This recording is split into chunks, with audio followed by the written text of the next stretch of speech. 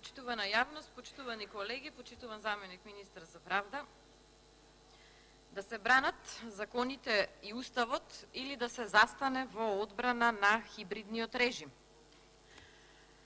Избирајќи го второто за приоритет, Министерката за правда, со помош на вас, колеги пратеници, успеа во текот на вчерашниот ден да ја уништи правната држава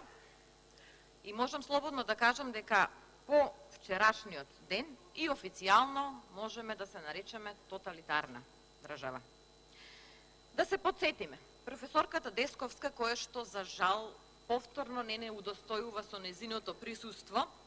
на факултетот Јустинијан први предава Уставно право, политички систем, конституционализам, човекови права во Република Македонија, современа македонска политика и политички систем на Македонија, модели на демократија, суверенитет, теорија и практика.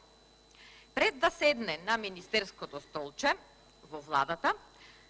госпоѓата Десковска важеше за професор кој што има навистина многу добро познавање по предметиве што ги споменав,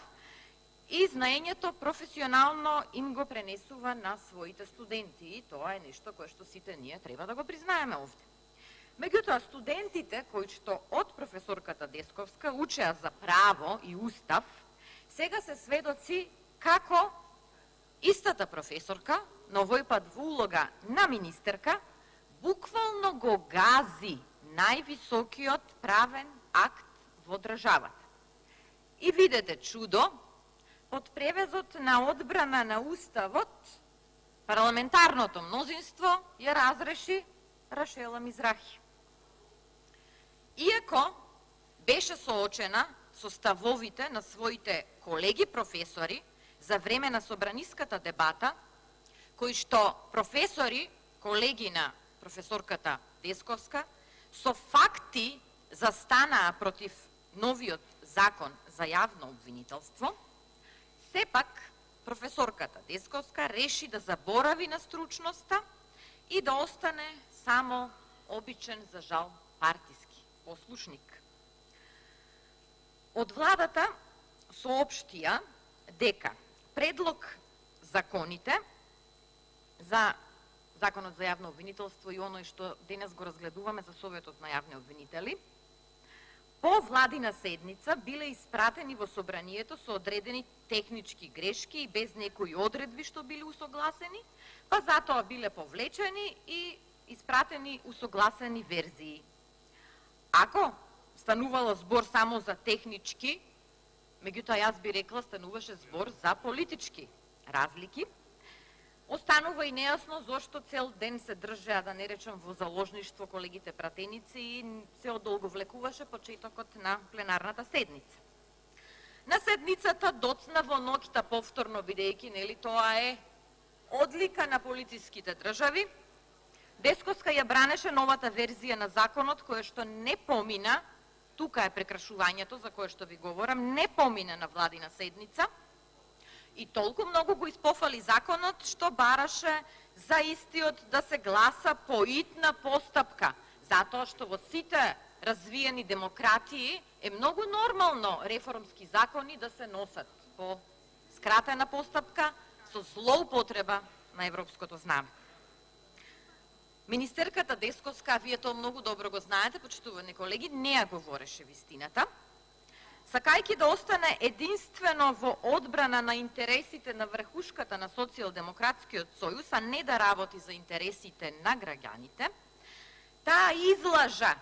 најодговорно тврдам од оваа говорница, дека промените во законот се технички и да ја цитирам, кажа дека станувало збор, замислете, за точки и запирки. Вистината, сите знаете, еве и за пошироката јавност, е сосема поинаква. Во новата верзија на предлог измените и дополнувањата на законот за Советот на јавни обвинители, кој што денес го разгледуваме,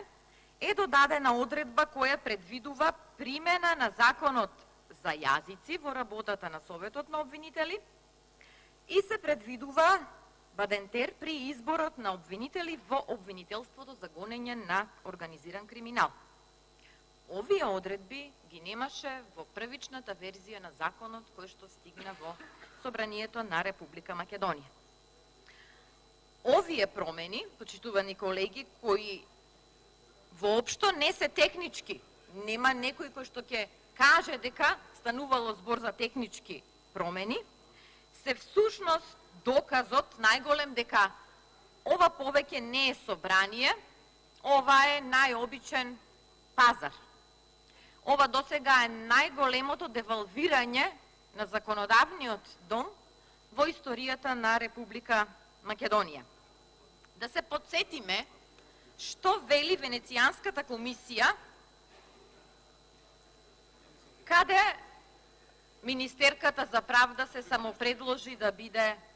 член, па дури и се пофали на Фејсбук дека била избрана, иако знаеме дека не се врши избор,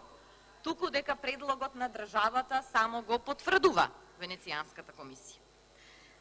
Почитувани колеги, што се однесува до овие техничките промени во Законот за Советот за јавни обвинители,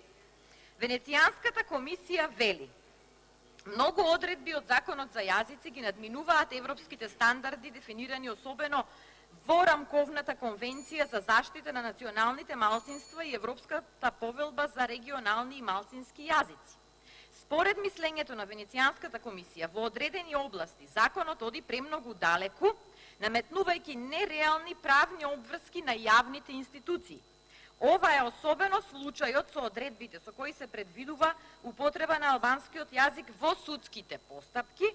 кои се формулирани на толку широк начин што сигурно би барале повеќе годишна подготовка да биде целосно спроведено ова нешто. Понатаму, високо, тоа исто заклучокот број 100 од извештајот,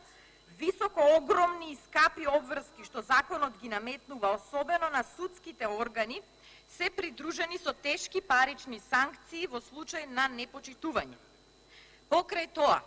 неуспехот да се обезбеди превод и толкување што се бара со закон во текот на постапката представува основа за враќање на судската одлука. Под сегашни околности, доколку се применува целосно законот, тој значително ќе го забави функционирањето на целиот судски систем,